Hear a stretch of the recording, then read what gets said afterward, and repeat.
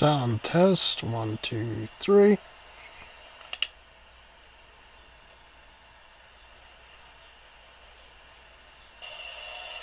Sound test, 1, 2, 3.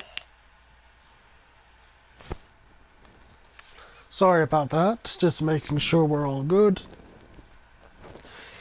Alright.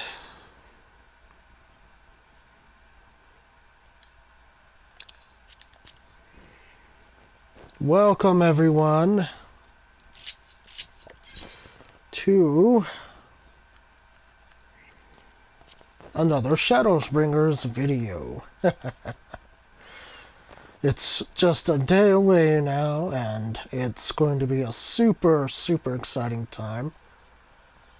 And for this video's topic, I want to go over real quickly just a few things in particular that you may want to know. And this is in light, of course, due to certain things such as, like story, for example, or perhaps, you know, if you're a new player just going in, or this is maybe your first expansion, you've been here since the middle of Stormblood, etc., then this will be a video to kind of help you understand just a little bit of like what's going on and like how things will go moving forward. So without further ado, let's begin. The first topic I want to discuss is, of course, the implementation of a new jump potion, which is, you know, it's from Final Fantasy XIV's development team. They developed it so that, you know, certain players who have a different play style and they just want to catch up to recent content so that they can essentially get into endgame a lot faster and be able to, you know, do raiding with friends or, you know, do other things with friends who are all caught up on the same level. Or maybe even like if you have family who plays together, like they play the game together, then this product is meant for them, you know. So it's not like as bad as like some people make it out to be, but it is something that's used quite frequently, and we're going to get accustomed to it, you know, going onward as we push further and further along through the game's life cycle. There's just going to be another jump potion for each expansion, you know, just like I said, to help these people who want to catch up to their friends or their family and, you know, do current content together. And there's just like only one slight issue when it comes to this product, and that's that, you know, they give you like everything basically, like right on a silver platter. You're already like the last expansion's max level basically, and like you're given like all your job utilities and everything. So it's a little bit difficult on one side of the fence, and then the other side of the fence is okay with the idea of the jump potions, but overall, like, it's really, it comes down to the problem with them is that, you know, the skill level of the player, because these people that do decide to go with a jump potion, they essentially, like I said, they're given everything, and they don't really understand necessarily like how their role functions within the community or within the game, you know. and going into content like dungeons and raids and the like.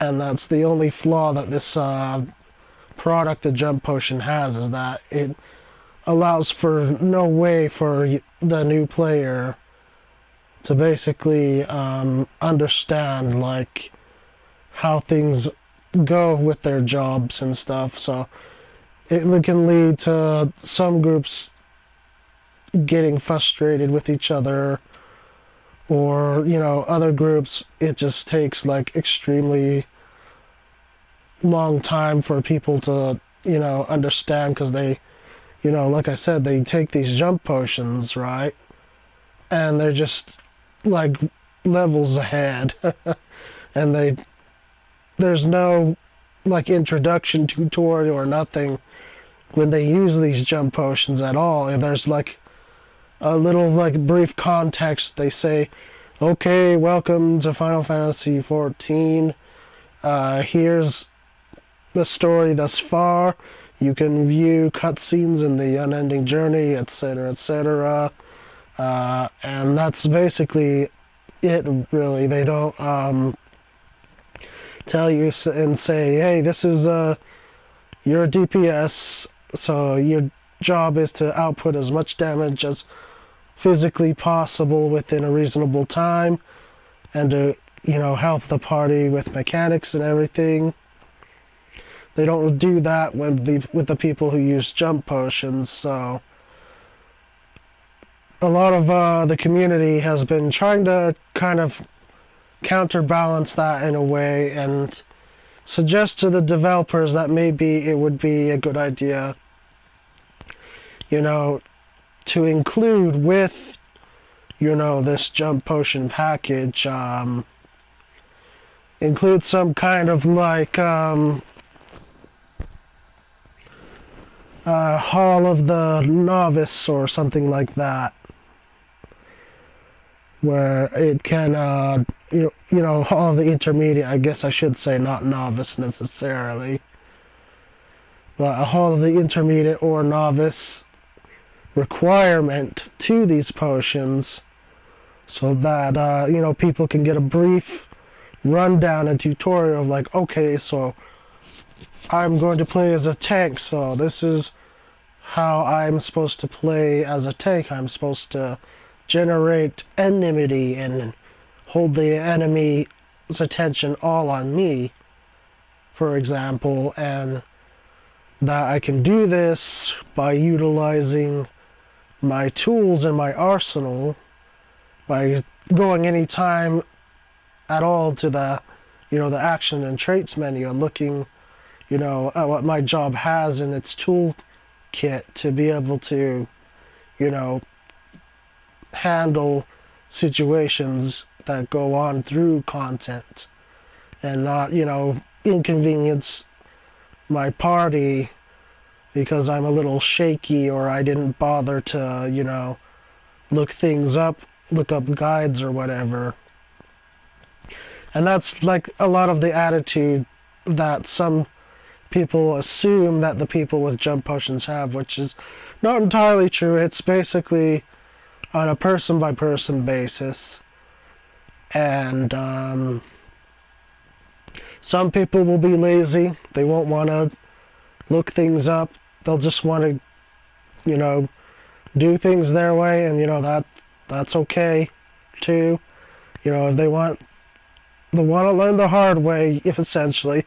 If they want to learn the hard way, they can learn the hard way if that's their choice. But there are other players, who do catch up to friends and stuff. They do actually want to, learn how to play the game as it should be played, And with that, there is no like true way to know how to play, because there's different play styles that people have. Okay, so like for example of a play style, you might have a more casual player who just wants to hang out with friends, chat. They'll do a couple dungeons here or there, or they'll do a trial to farm for a mount or glamour here, and they'll put in like a little bit of effort, not like maybe not as much as like a hardcore player, for example, whose play style is vastly different in terms, of functionality and, understanding how the game works. The hardcore players are really the ones who go out there and they make guide videos on how things work in the game, and they basically educate, all the new players, all the noobs, and the hardcore players are very analytical, and they have to analyze like everything from top to bottom, left to right, full circle. They have to like understand how, mechanics function, how they work in the fights.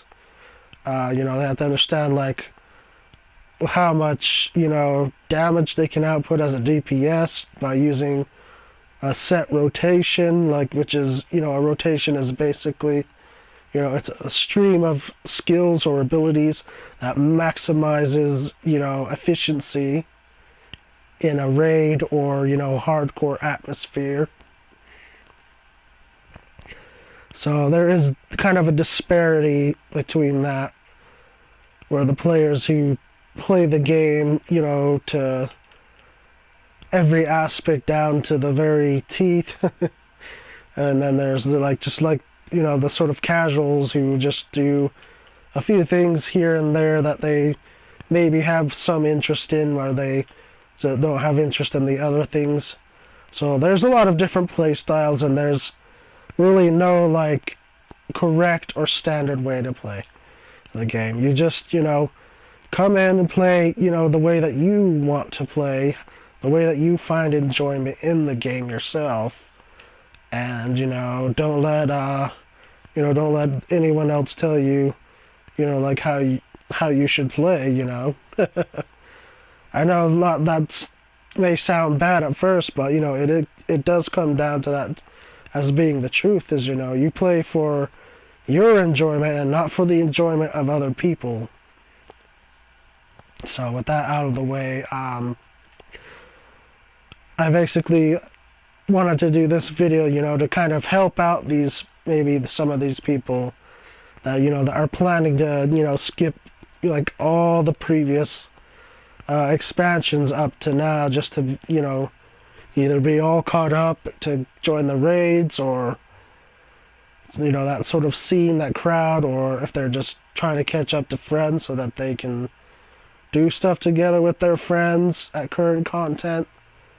Like, this video I'm kind of doing for them, but I understand, like I said, that there are different opinions and different views of people who may have different opinions of people who decide to, not stick it out with all the previous expansions. I mean, and that's a lot of content to go through, if we're going to be honest here. It really is. It's all, it's all tied into this main story that we have in game, because that's the main key point, selling point of the franchise itself. Final Fantasy is its story.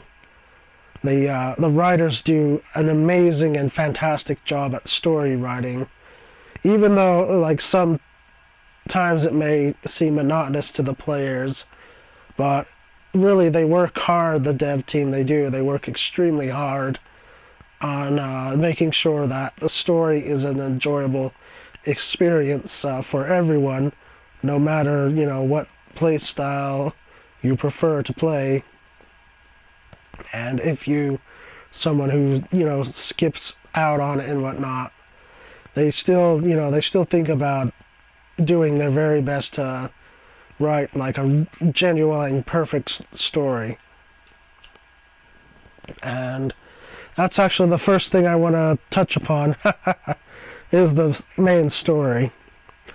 So, going into Shadowbringers, for those of you who may be skipping out on Stormblood in specifically, the thing that you'll need to know is, for story, is there's a few key plot points and a few key characters that will appear, and you'll not understand the context of some of their lines in the story where they're talking directly to your character, your avatar, and you'll just be like, what? Okay, this happened? When did this happen? I don't remember.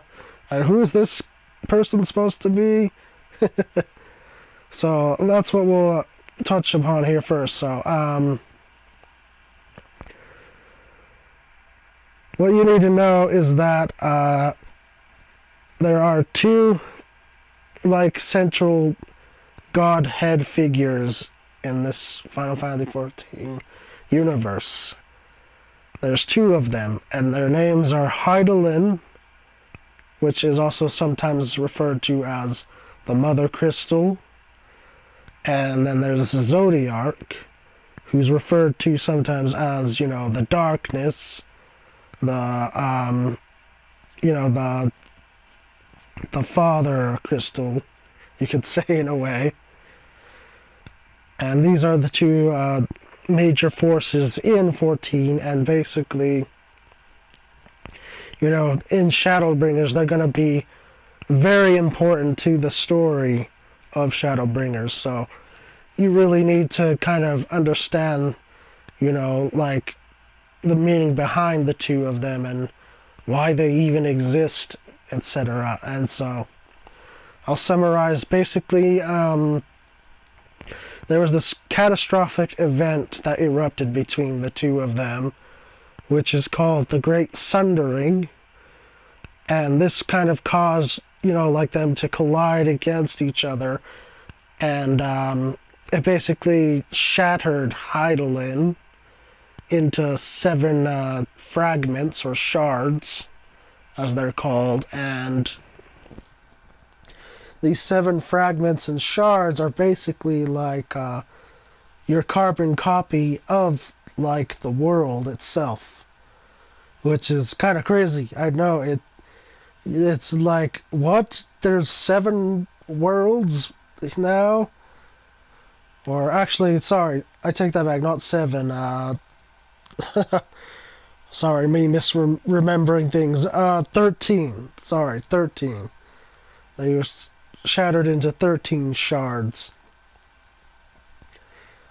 But yeah, there's 13 shards.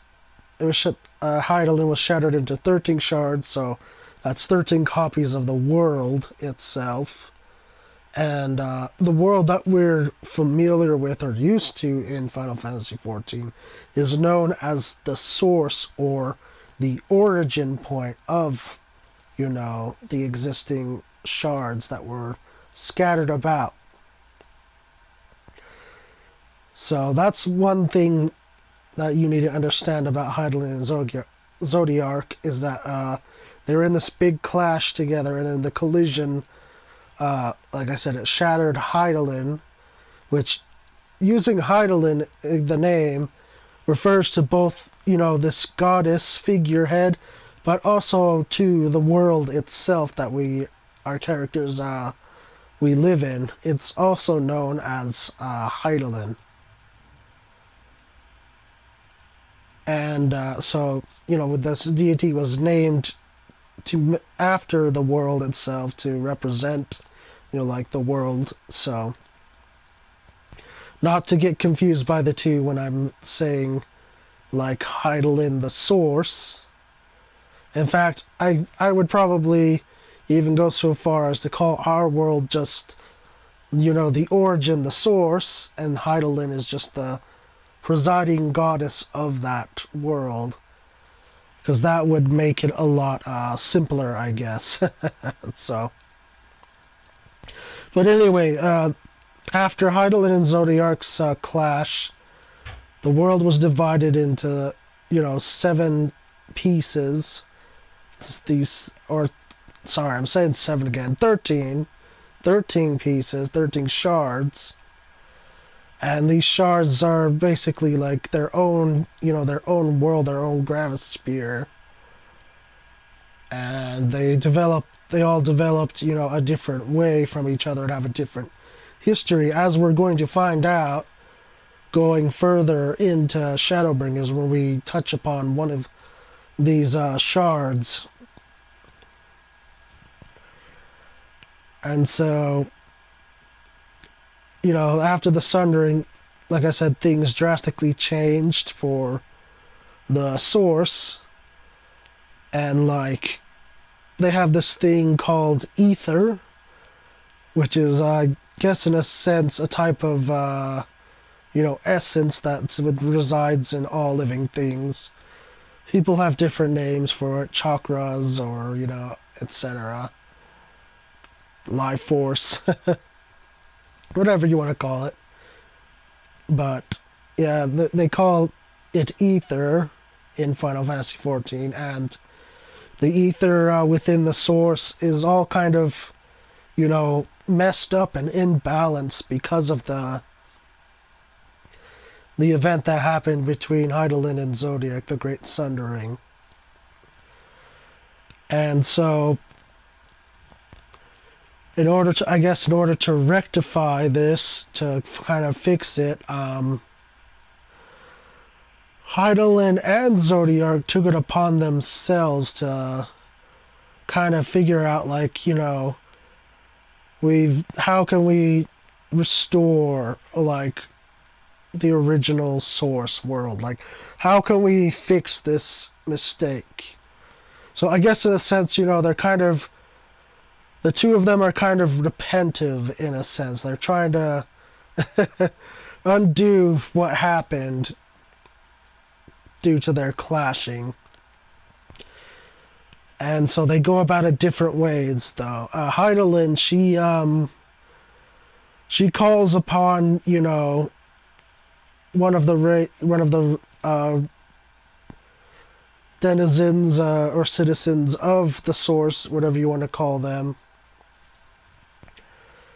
And she calls upon an individual of the Source to act as her, her champion in a way, you could say, which people of the Source have come to dub them as the Warrior of Light, due to them, having, most of them, anyway, carrying a crystal of light that shimmers with light. They call it the blessing of Hydaelyn, her light.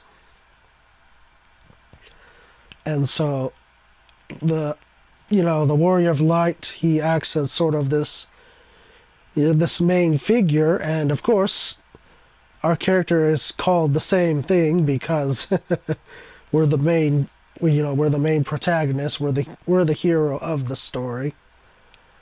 So we're also called a Warrior of Light, and so the Warrior of Light is just like this symbol of light, basically, the symbol of hope, the symbol of peace, just like the hero, the typical hero. And so that's Hydaelyn's solution, was to call upon a Warrior of Light to, sort of maintain like a peaceful and I guess you could say somewhat quiet atmosphere on the Source. Meanwhile, Zodiac's approach is much more different and a little more extreme, and that is that he wants to, in a way, repair the world to the way it was. And to do this, he started collecting followers, these beings without, I guess, without a body, you could say. They're just like phantoms, or ghosts, whatever you want to call them. And they call themselves the Ascians. And the Ascians, they serve Zodiarch's will, and they kind of believe like his word is just like absolute, it's the law. And they kind of have like sort of a cultish thing going on, where they worship Zodiarch religiously, and like everything they do like in his name is what they claim. So what they essentially do is like, and these guys, the Asians, are like your main antagonists. Their group is like the main driving force to drive conflict and disorder in the world. So they're like your main bad guys, these Asians. And, over time, people have noticed them and their dealings, and they've come to call them paragons. The paragons, and that, they're the harbingers, the harbingers of doom and, like, disaster, because every time, like, one of them would appear, like, every time someone would, take notice of them, see them, then there was usually like a catastrophic or disastrous event that followed their coming. So naturally, the people of the source began calling them, the harbingers of chaos and the paragons. And in a sense, they are exactly kind of that. They cause a lot of disarray and a lot of, destruction upon the source world. But they believe, like, that what they're doing is a necessary thing in order to restore, like, this balance and this equilibrium to the source world. They believe that by causing enough of what they call, what the scholars within the universe of the source, the scholars call a calamity, which is basically any like extreme catastrophic event, say like a natural disaster, for example, a huge flood, or a volcanic eruption, earthquake, just something to that magnitude. They call it a calamity. And so these Asians, they escalate event like destruction and mayhem to cause a calamity, so that one of those shards again, there's different worlds, will basically be forced back into the source world, like kind of sucked up like a vacuum, you could say, into the source. Because what happens is when the source hits like this critical condition, it needs to heal, it needs to recover. And so to do that, to heal and recover, it absorbs basically, like I said, like a vacuum, kind of sucking these other shards, like pulling them back into the source, so that the ether of that other world, that shard, absorbs into the source, and it heals, the source. And essentially, this goes to achieve, the Asians' ultimate end goal, which is a rejoining, as they claim, to where they believe that with enough of these calamities or rejoinings, Hydaelyn and Zodiarch will become whole once more, and that Zodiarch will be able to basically push Hydaelyn aside and claim his place as the the main deity of the source. And so that's the Asians for you. They're the one bad guys that we contend with. The other ones which you will see within Shadowbringers story. Probably, I'd say, like half and half of the story. They're called the Garleon Empire. And yeah, I know, probably some of you are already thinking from that, oh geez, here we go, it's another Star Wars trope all over again. Evil empires out to, conquer the world, destroy the world, etc., etc. And, they're not wrong. Okay, so the Garleon Empire, they do go on conquests to sort of claim territories, claim land, which in their mind they believe is rightfully theirs to take.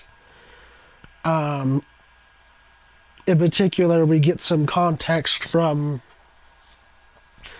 the emperor of this empire himself, who is Varus Zoskalvis.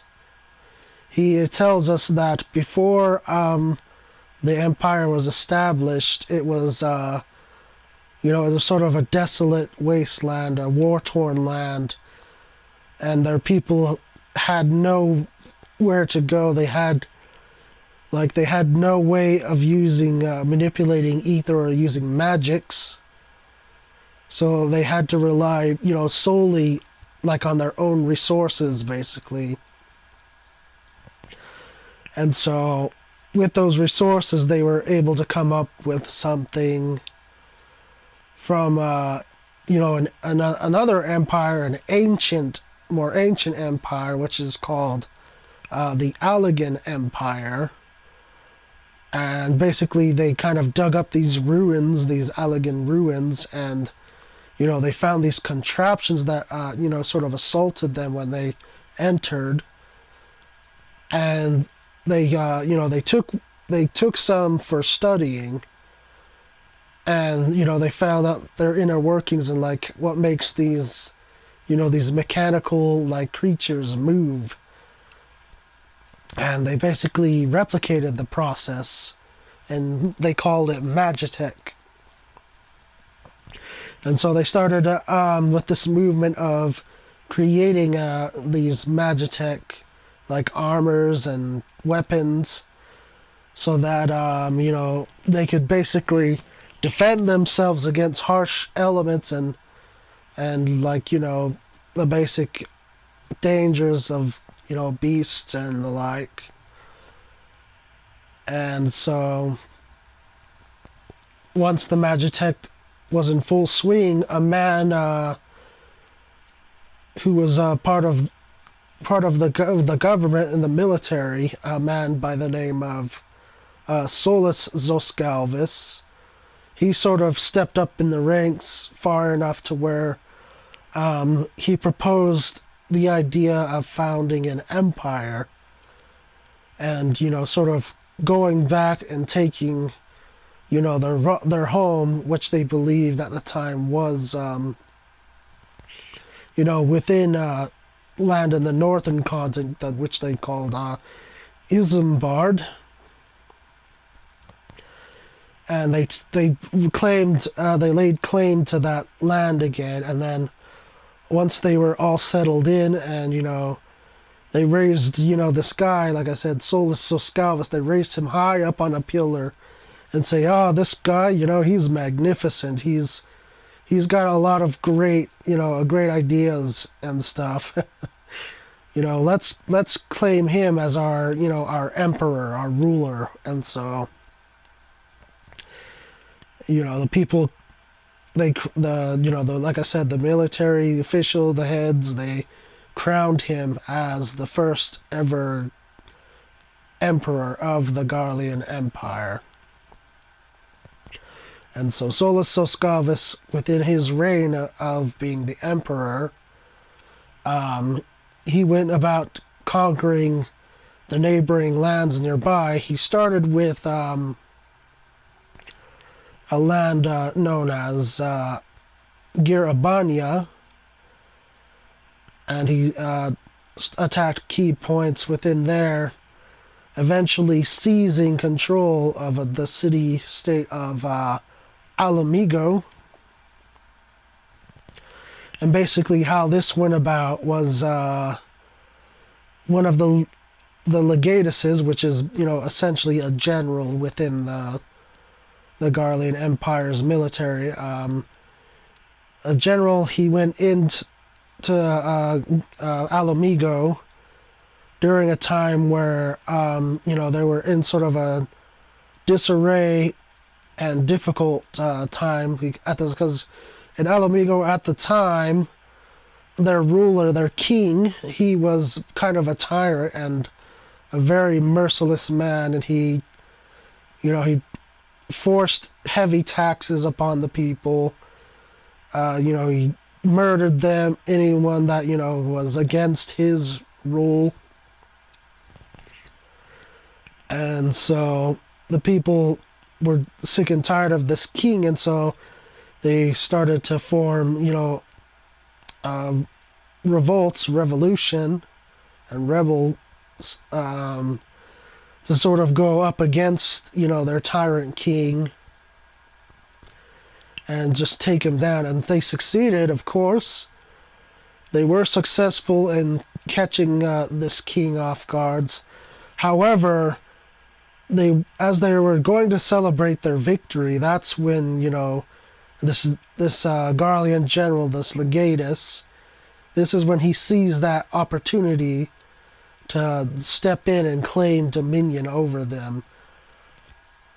And because the Magitech is so far advanced over, the primitive Alamegans, their magics, they were left kind of like defenseless against these Magitech machines and weapons. So they weren't able to defend themselves, and so their capital was seized by the legatus, who goes by the name of Gaius van Belzar.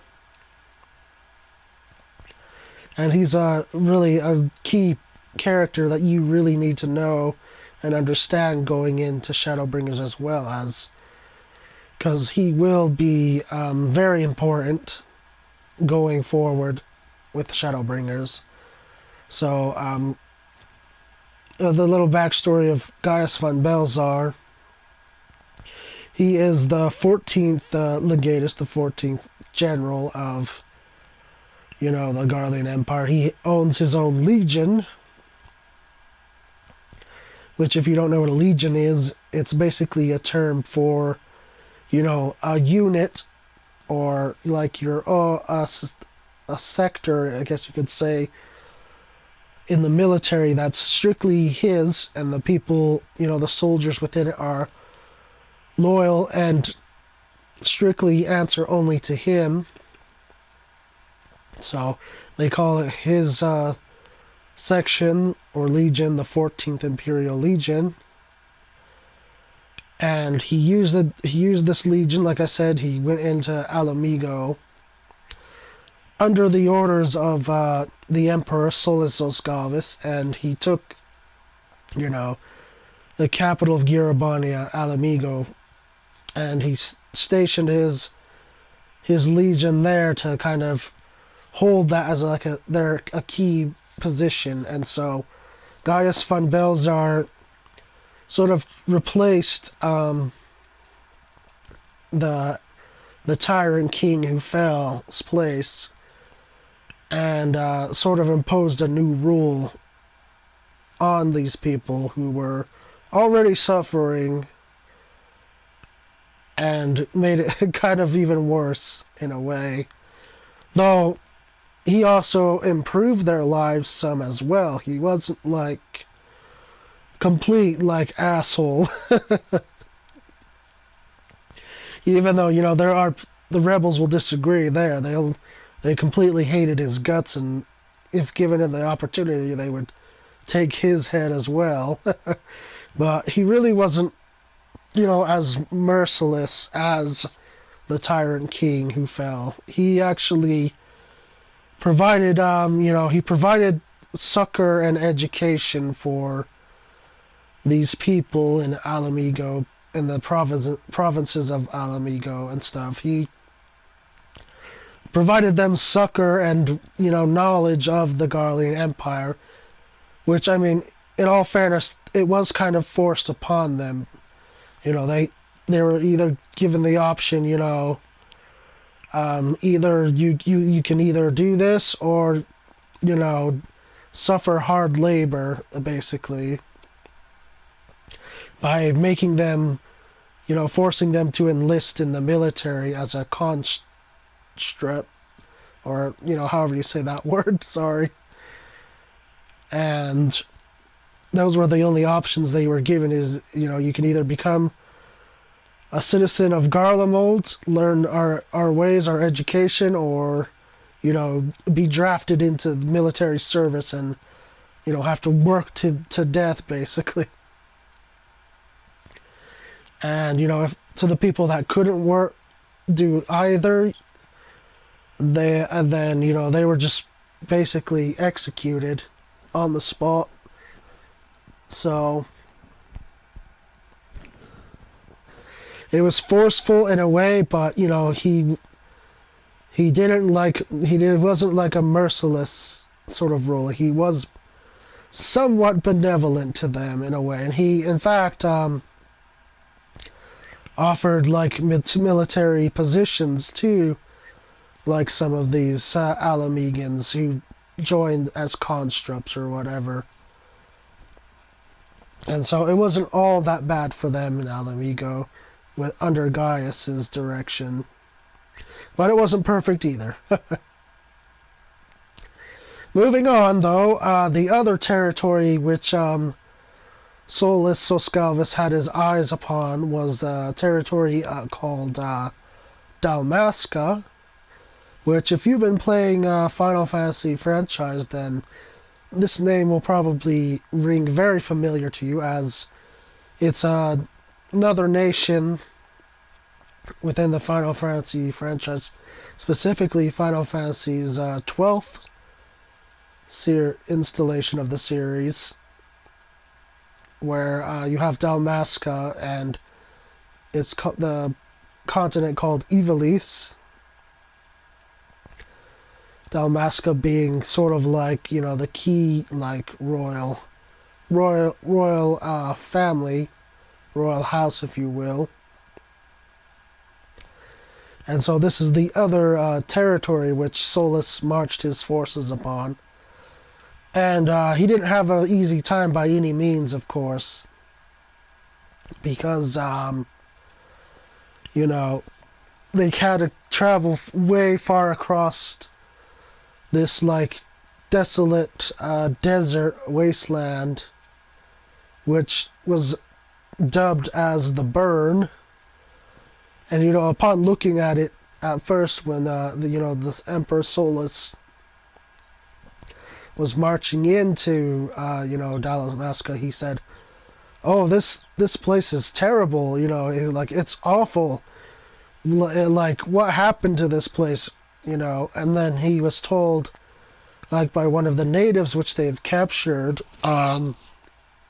they said that it was the wrath of gods which caused the burn to be the way it was. And so Solus, he demanded, he insisted, like, what are these gods' calls? And they called, the person told him, they're called primals, or icons. And so Solus then decided, these icons must have been horrible, terrible beings, and that, if should they ever encounter one, that it's to be destroyed on sight.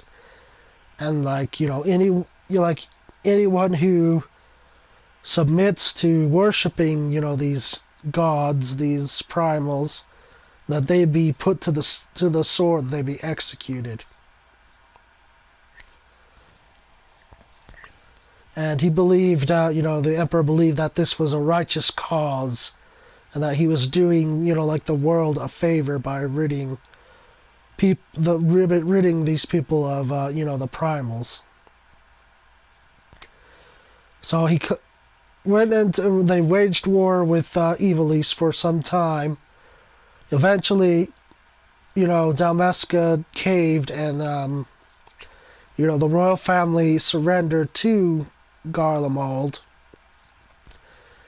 and they basically agreed, to rule over their people in accordance to, Garleon orders, Garleon order and rule. And so the Dalmascan royal family submitted, and they did this for a time. But after a while, the princess, the princess of Dalmasca, she began to see her people suffering and that they weren't happy, and she decided that it was time to take matters into their own hands. And so in secret, behind her father's back and behind the Empire's back, she began coaliting with rebels and sort of building up a rebel force to take down, the Garleon force stationed there. But as she was doing so, there was a spy amongst the rebels' ranks which reported back to their superior, which is another legatus. His name is Noah von Gabranth, and he's the imperial legatus of, I believe it's the 7th, or no, the 11th Legion. And so, this General Noah von Gabranth, he ordered his forces to immediately dispel these rebels, and they ambushed them, and they basically laid waste to the city of Dalmasca, which was a crippling blow to them and Garlemald at the same time, because they were using Dalmasca basically as a refuel station because of the long trek and distance they had to cover across that desert, that burn area to get there. And so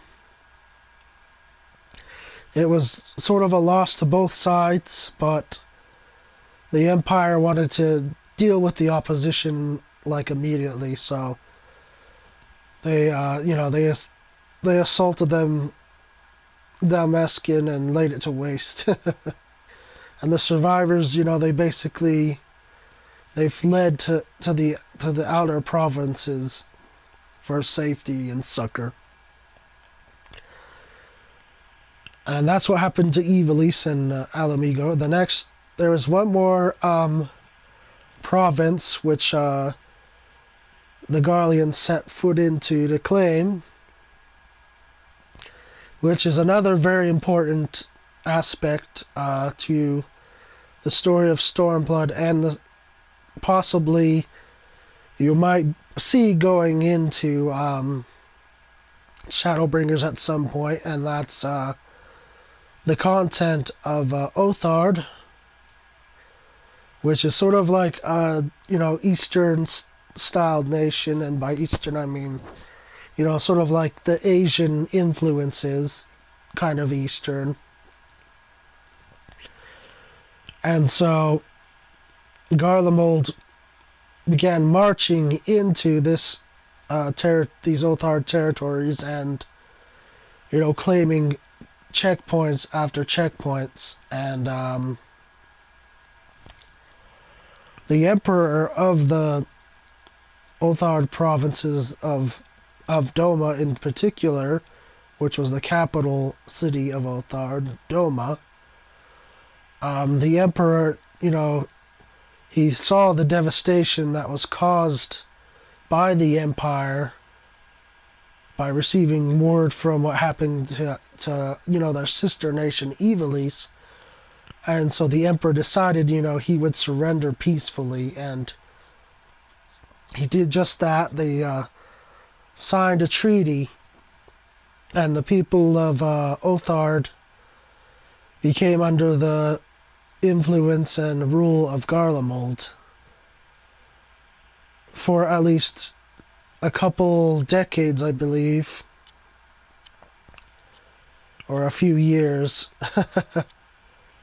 The time, you'll find out that the time in this game is really kind of wonky. It doesn't make a lot of sense. But yeah, the Othard nation surrendered peacefully, and Garlemald ruled over them for like a few years or decades, and the people had the similar treatment as, Alamigo, where, things were semi-good, but they weren't, like, really good. There were bad things about Garlemald's presence there. And, like I said, they were basically forcing their views, their society upon another's society, and erasing anything like that opposes, their way of beliefs. Like, for example, the Othardians believe in what are called the Kami, which are gods that reside in all things.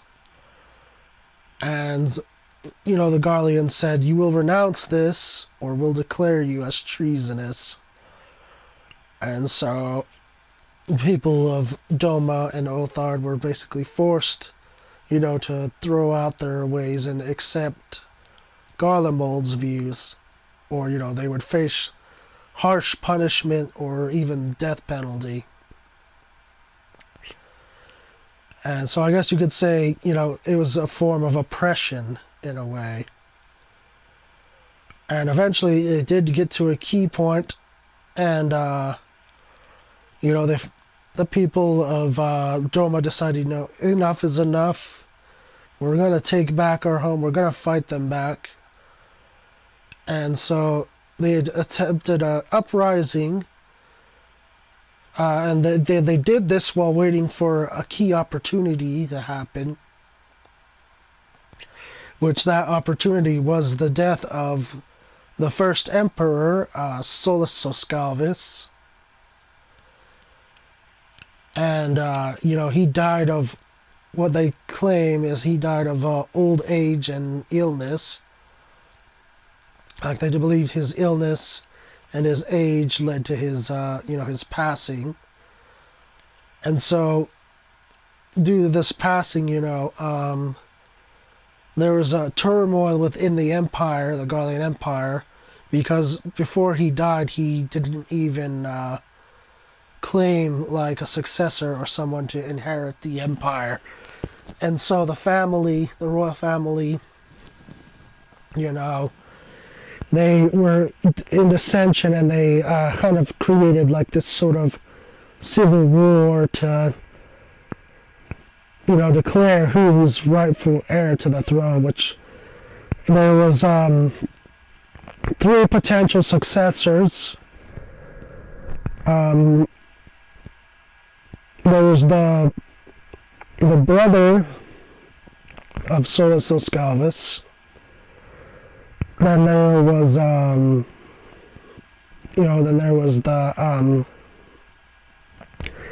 son, one of Solus' sons. But unfortunately, his son had passed before him due to like a very tragic accident or something of the effect. So that just left, his brother and then his grandson. They were the only 2 candidates who could, gain access to the throne. However, the uncle,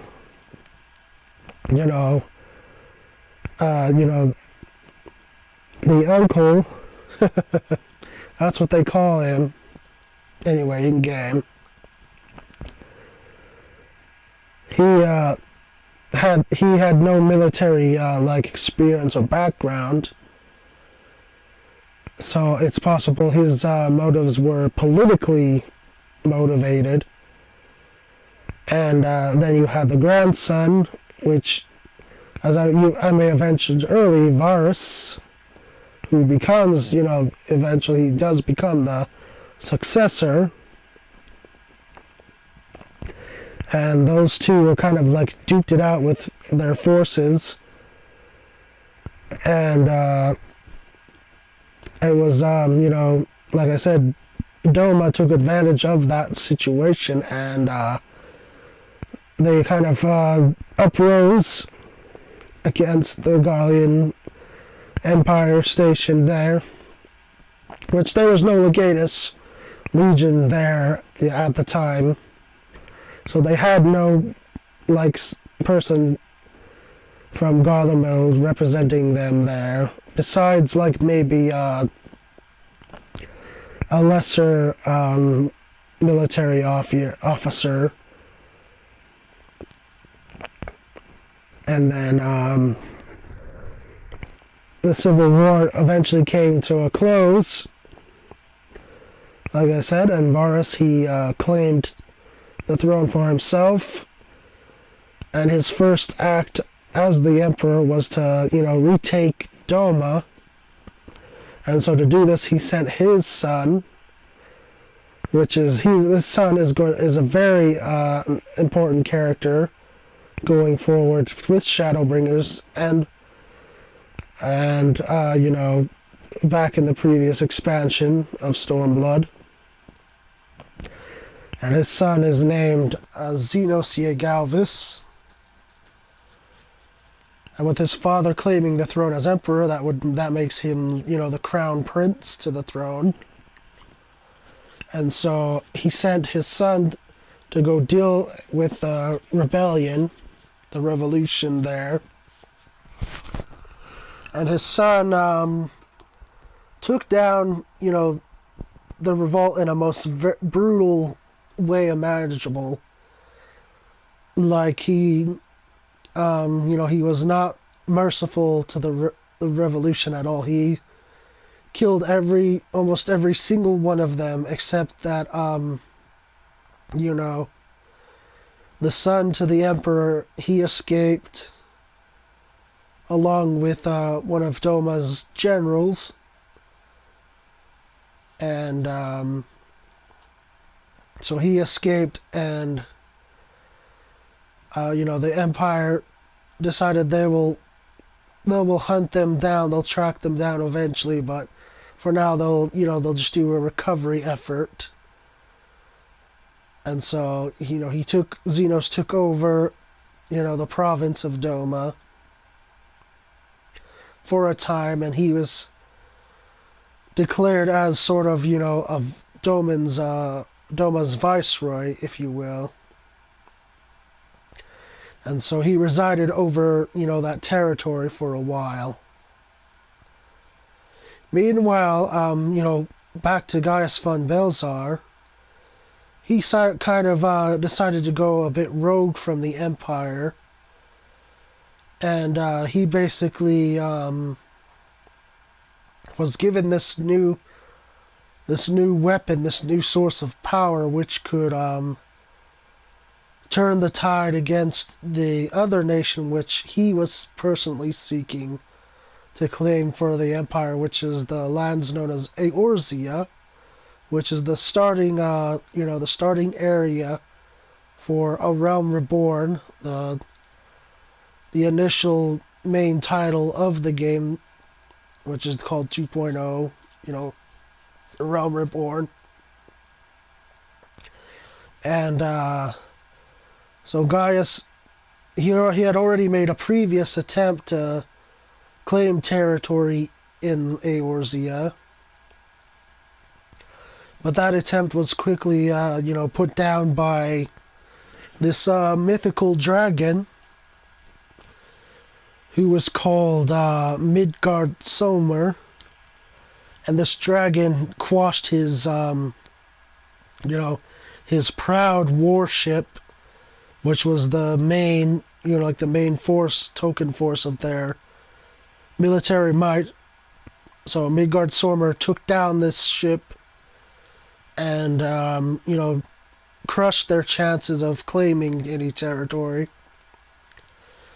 But because of this action, it caused some damage to the ether, even further damage to the ether of the source, and primals started popping up like everywhere within Eorzea, and this presented as a great obstacle, to Gaius's efforts. And so, because of this, he recruited the help of another legatus, with whom, he was working side by side with at the time of Alomigo's conquest, and that was the legatus known as Nelvandarnus.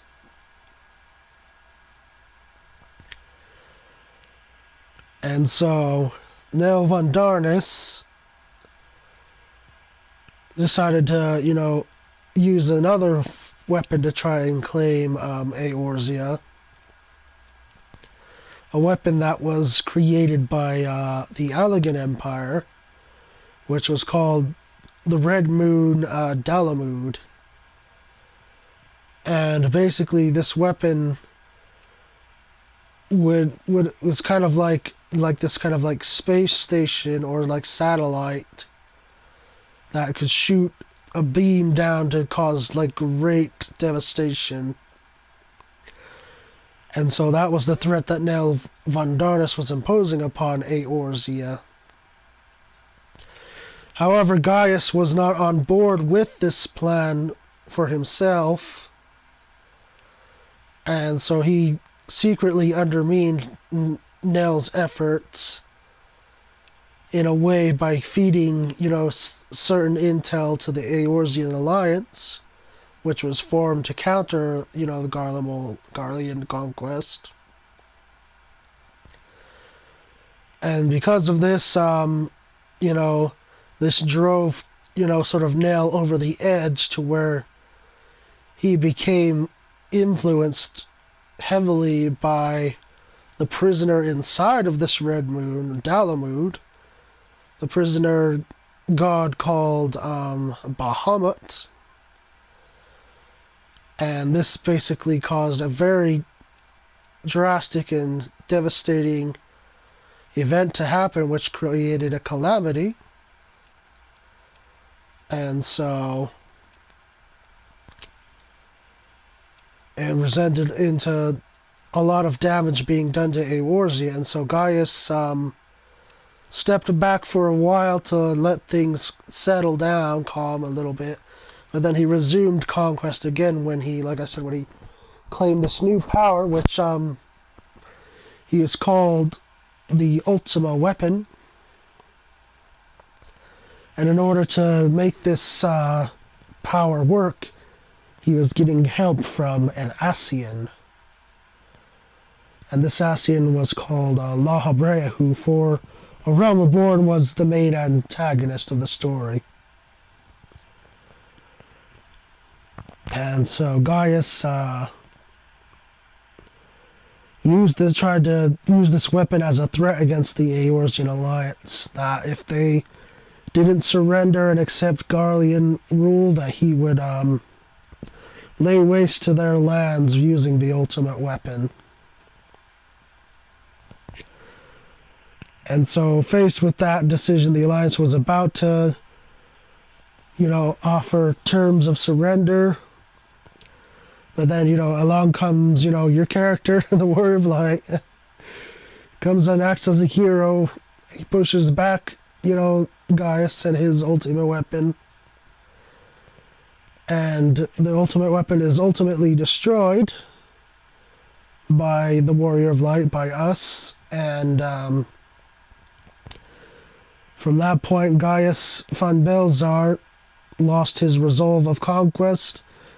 And he was accepting his fate to, die as a traitor to Garlemald because he essentially went against, Varus's word, who became the new emperor, Varus, who instructed him not to, act against, Eorzea in this fashion.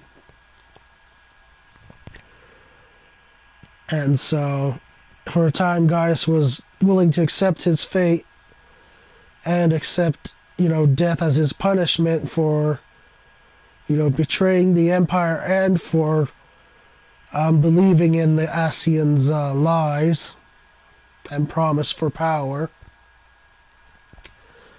But then, a fire began burning within him, as he claims it later on, that spurred him not to give up, but rather, to seek vengeance against the one who he personally blames, I guess you could say, for his predicament and the terror of his, his legion, and that's the Ascians.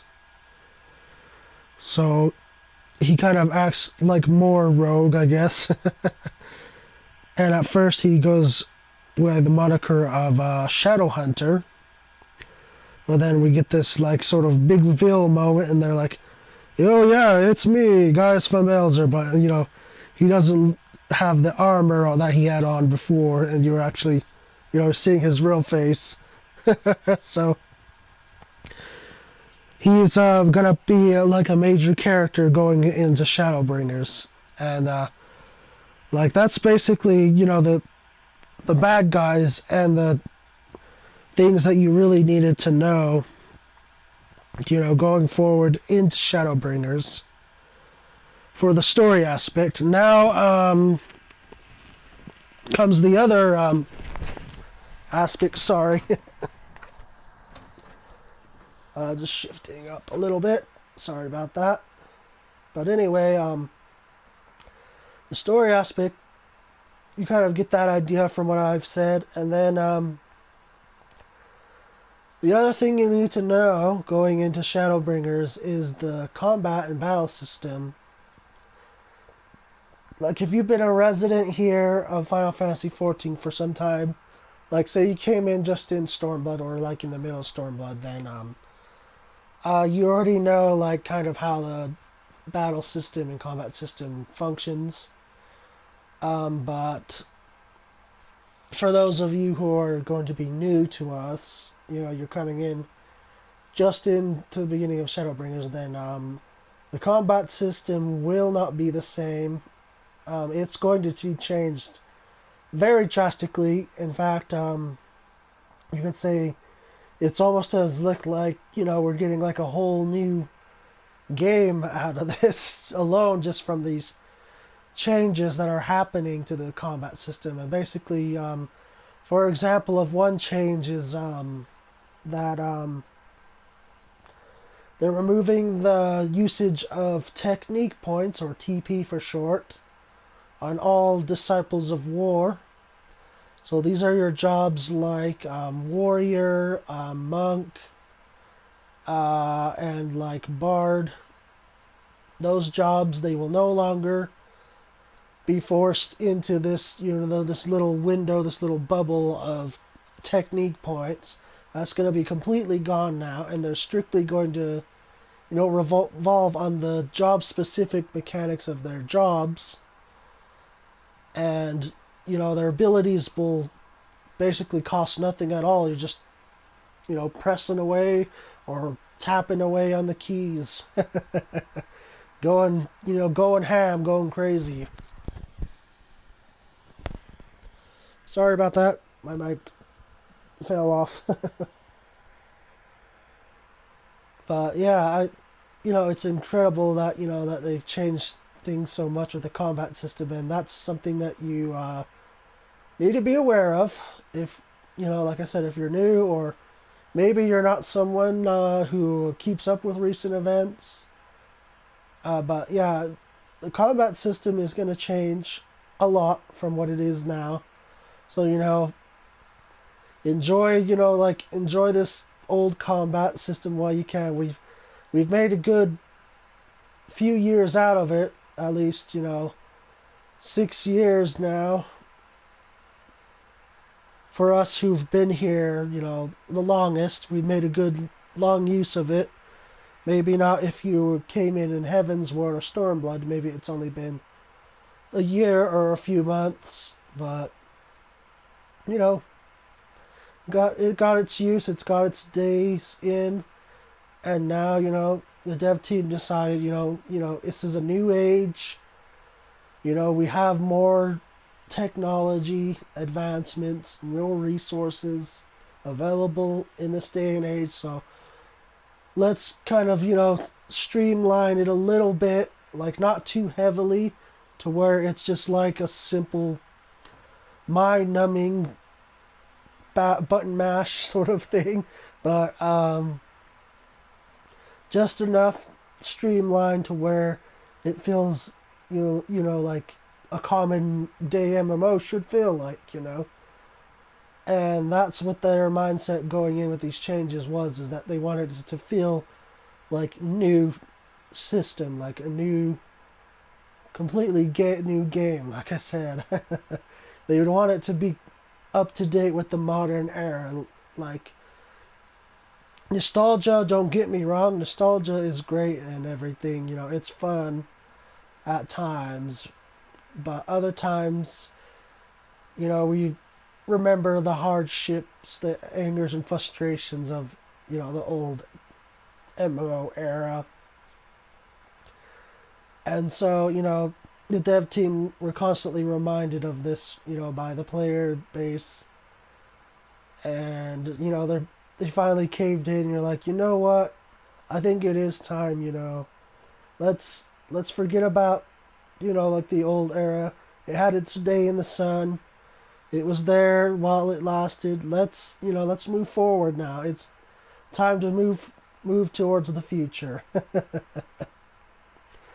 So, that's very exciting for me and other people who are existing players to see that change happen.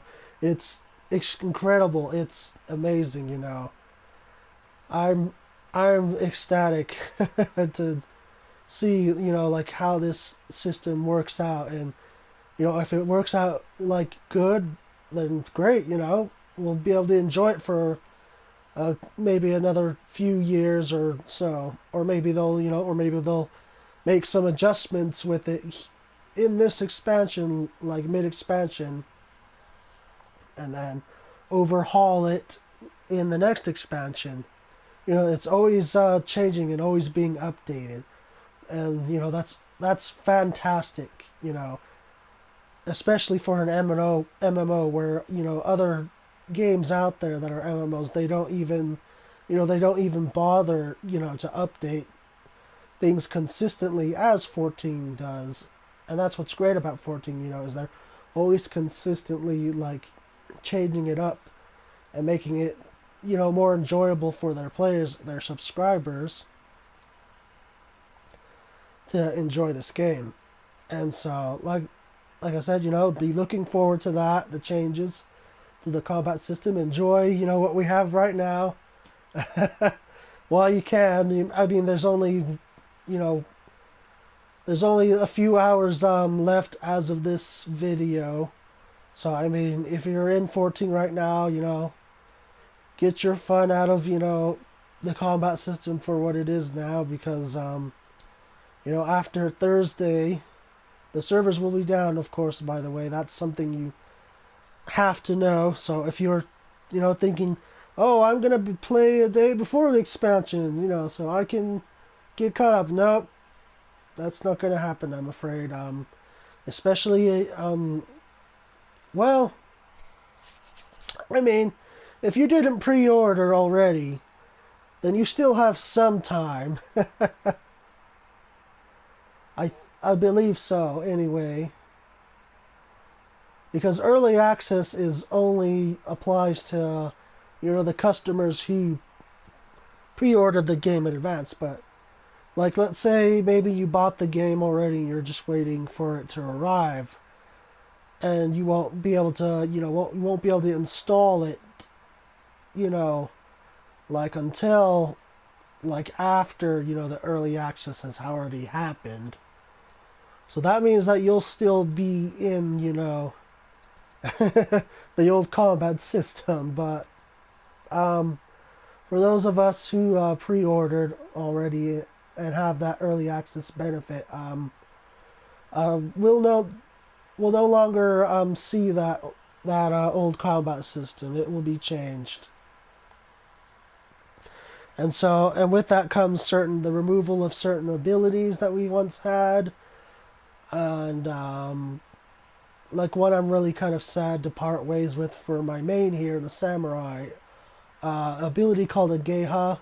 It's sort of like a finishing blow, if you will. And they kind of removed it. I'm like, oh man, that's so sad. Like not only to have like one of the coolest animations of the jaw, but you know,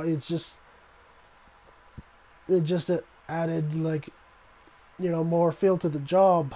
But now they're kind of taking that way, so I'm kind of bummed out about that. But I'm still, you know, like I said, I'm still really excited for the changes to come.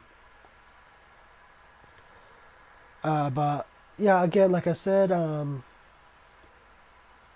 the pre-order, those of us who pre-ordered, you know, and if, like I said, if you were thinking of, if you weren't aware and you were thinking you could jump in, you're like a day before early access, nope, I'm afraid you can't do that because they're shutting down all servers for the patch maintenance so that they can, you know, implement it into the game itself and, you know, do their testing and, you know, their quality control of it, make sure, you know, that everything's in place, all the bugs are fixed, you know, there's no bugginess, no glitchiness, you know. Oh, jeez, so sorry, my mic keeps falling, my earbud is sorry, it keeps falling out of my ear because it's like pretty humid right now where I live. So I'm so sorry if you hear the mic clamoring around. I'm so sorry about that. But yeah, tomorrow you will not be able to play. So if you're trying to think that, you know, you'd be able to jump in the day before early access and just, you know, be up to speed, I'm afraid that's not possible. You have to do it today. That's no joke. You have to do it today before 2 a.m. the next morning. You have until that time because the servers will be shut down. You will not be able to log in or play the game until Friday, which is the day of early access, and it's a very, you know, it's a very exciting time for those who pre-ordered. So that's one thing that you need to be made aware of. Another thing that you need to be aware of is that there's numerous adjustments to quality of life of the game. You know, like they're making things much more, you know, easier for the players. UI updates, you know, making them easier to understand, like what's on your HUD, what goes where. You know, they're making it really easier on that front as well. And then I guess I missed one point in the story, and that was that we are going to, like I said, which I believe I did say, we're moving forward to another shard, specifically one that's called the First. So this is like shard number 1. And so we're going to this world to essentially, you know, deal with a conflict there that's going on sort of there. And like this conflict there kind of ties everything we've known from the previous expansion. It ties it all together into like one, you know, like one final chapter, as the producer claims it. He claims that this will conclude that, you know, that final epic of that chapter, and, you know, everything will be much more clear. We'll understand, like, why the Sundering happened, you know, like, why the ethereal ether of the source is so like damaged, so messed up.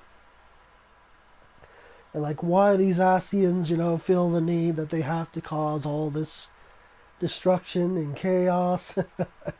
Well, it's all going to come to a head, with this expansion. And, that's really great because then the next expansion afterwards is just going to be, like a completely whole new story. Like, we'll have new lore on everything. Maybe they'll polish, some of the old lore a little bit, but that's about it. It's just like a quick little polish, a nod to the, like the past lore. Like, yeah, okay, I remember this and that, yeah. Don't you remember when this happened? Oh, that was so bad. Or, oh, I remember my day and age, all that. They'll definitely make allusions to the past, past lore, for sure. But again, moving forward, the next expansion will be completely new, and that's phenomenal. That's really exciting. We'll get a completely new outlook on the game. It's like it's like as if the game will be reborn all over again. Talk about a realm reborn, right? But only this time, it will be like a more positive rebirth instead of a negative one. And maybe if you don't know what I'm talking about, I'll briefly summarize. So when Final Fantasy XIV was first published and first put out there was like a huge amount of issues with the game itself. Like visually, it was impressive. Okay, don't get me wrong. Visually, it was amazing. It had some really like great graphics and visual presentation, but it fell short on content and on playability. The story was kind of everywhere. It was really hard to understand it, and whatever coding or system they were using, was just falling apart because people wanted to play this game. Like specifically people who were from the previous MMO Final Fantasy release, the Final Fantasy XI. They were really excited to get a new MMO, and so they began migrating over. But the servers, they just couldn't handle all that stress, all that tension, because of the whatever outdated code they were using. Like from a perspective we're given, it sounds like as if what they tried to do is they tried to use the 11, basically the 11 model as a base for this other MMO that they were trying to push out, but they were pushing up the graphics to the max, visual presentation, like I said, and that caused the whole rest of the game to like suffer really badly, and it got a lot of bad press from the different type of gaming media outlets. They said, oh, this game, it's pretty garbage, it's trash, it's unplayable, the content to do is pretty bland and one path only. Is this really an MMO I'm playing? All that was just a disaster. And because of the strain of the servers, a lot of people would get disconnected frequently, almost every single time. It was like really really frustrating thing for a lot of players, and people just they stopped playing, they stopped buying subscription to it, and it sunk really low. The investment the company put into it just sunk and crashed basically. And so Square Enix was ready to essentially pull the plug on this project of Final Fantasy XIV. They're ready to just say, you know what? we tried, it failed, let's just close it off. It never happened, we'll never bring it back again. But then, the original team that was working on it are like, they were so disheartened by their work going, to the trash bin, and they're like, can't there be another way, some way we can work this out, we can fix this, They begged on their hands and knees, I'm sure, like, please give us one more chance. We really want to make this, playable game. We want it to be great. And so the company's like, okay, then what do you think needs to change in order for us to, make it happen? And a lot of them said, like, it's the leadership in particular. Oof. And when that happens, when you throw the leadership under the bus, then something's really wrong. And so, the CEO and president, they decide, okay, well, who would you recommend us to take the director and producer's place?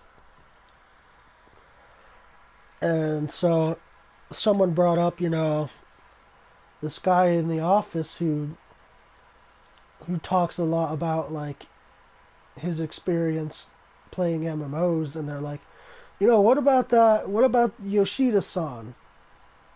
He's worked on, like, a lot of different game titles, right? And and he's working on 11 too, right? He kind of understands things a bit, doesn't he? And so they approach Yoshida with this idea, and they're like, so Mr. Yoshida, we're going to propose this to you. You will become producer and director of Final Fantasy XIV. We'll allocate you the extra resources and money needed to make this project happen. Do you think you can do it? And so at first, he was thinking in his head, oh, well, I don't know. I might make things worse, or, it might be decent, but the players will hate it. He had all these different thoughts in the back of his mind going on, but then, he eventually gave it some time. Then he came back and answered them. He's like, you know what, I'll do it. Let me meet the team. Let me know, like, how it's done. Show me the ropes. And, he went in and he rebuilt, 14. He salvaged it from its wreckage, and he made it, playable again, and made it, very amazing, incredible. And it came around as a huge turnaround for the company and for the community overall that started in 14. They came back.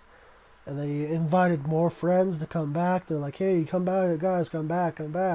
It's remade, it's redone, it's more amazing than it was before. You can play the game. And that's the other thing, that Yoshida decided to take approach of too, is, he's like, what, we should really take into consideration the players' voices in the matter. Of how the game should be, Let's not exclude them this time like, the previous leadership did of 14. Let's get their opinions, their feelings and thoughts, and let's get rolling on some of these ideas, and let's make this marketable, So the game did get relaunched, and, it's been amazing ever since. It's been incredible. I mean, there were some, shortcomings here and there, some failings, and, that's bound to happen with any game like this that's an MMO. There's always going to be shortcomings and fails, mishaps in between. But this development team in particular, they've learned a lot from those mistakes. And, again, they've listened to our voices, the community, the players' voices. You know, they didn't ignore, you know, like most other games out there where the developers just completely ignore the players and treat them as if, you know, they're just money bags paying their bills. You know, this dev team is very passionate about this game that they've made. And that in itself is very positive about Final Fantasy XIV, is that the developers of the game, you know, they're passionate about this game, and they play the game too, you know. They jump in and they play the game with us too, you know. Well, maybe not directly with us unless you're, you know, you're on the Japan servers, and you live over in Japan and you're on the Japan servers, etc. Because that's, you know, that's their native language, the developers. So, but they do play the game. You know, they play the game alongside, you know, everyone from time to time, and that's really, you know, that's really fun. That's great. And they just, you know, like, everyone is involved, you know. You really feel that when you're in 14. Everybody's involved in it. Both developers and the gamers, the players. You know, like, everyone is involved, and that is just, oh, that is just incredible, guys. And that's another thing that makes Final Fantasy XIV just an amazing game, an amazing MMO. Everybody's involved, and the community, you know, most of the community is, you know, they're very nice towards new players and each other. You know, they're very nice and patient. They help each other out. You know, that's something that's phenomenal and, like, really, really nice about 14. You know, is that, you know, the community and the devs both, you know, they're just amazing. And, you know, that's the kind of message I want to finish off with for this video, is that, you know, even though there's some aspects that may not work, some will work, some things you won't like, some things you do like, that, you know, it's all like a team effort in the end, when we're all working together to make this game great. And man, with Shadowbringers coming out, this is our third expansion now, and oh man, so many changes, guys. You know, go check the Lodestone website for Final Fantasy XIV. Go check the Shadowbringers website. Just look, take it all in, you know, and watch the trailer videos. Just, oh, it's so amazing and fantastic. And, you know, I want to share that along with you guys as well. So hopefully I see some of you Friday or that weekend to come, you know, for early access, and maybe even see some of you on launch day if you didn't pre-order and you decided to hold off until, you know, every bit of information's out there to make your, you know, the decision. Okay, this looks like something I'll enjoy, I'll buy it, you know. Or maybe you had to wait up for, you know, a payday to come around to buy it. You know, I want to be there with you, and I want to share those great experiences together. And, you know, so much hype, for this expansion. It's a real game changer, in my opinion, as an existing player who's played this game for over 7 years now. Oh man, I'm almost speechless. So, you know, thanks guys for watching my video. I hope you have a great experience for early access and launch. The developers have taken quite a lot of liberties to ensure, you know, that we have a very great and enjoyable experience. They've come up with lots of countermeasures against people, you know, who will seek to destroy the game like they kind of did with the beginning of Stormblood, in a way where the game was just at a very shaky start and a very abrupt end. They've come up with a lot of countermeasures against problems that may arise within 14. So a major applaud, a pat on the back for the devs for going that extra mile for that, for us, for the players, and it's just turning out to be so good right now, so very good. Anyway, I'm Amadeus Seyon, guys, and we'll see you in the next video, which will probably be sometime after, after the launch date. Like, I'm gonna say probably around that weekend after the 4th of July. I'll be posting another video and sharing with you my experiences from early access and everything, so be looking out for that, and just enjoy Final Fantasy XIV, guys, and Shadowbringers. We'll see you guys later. Have a great time.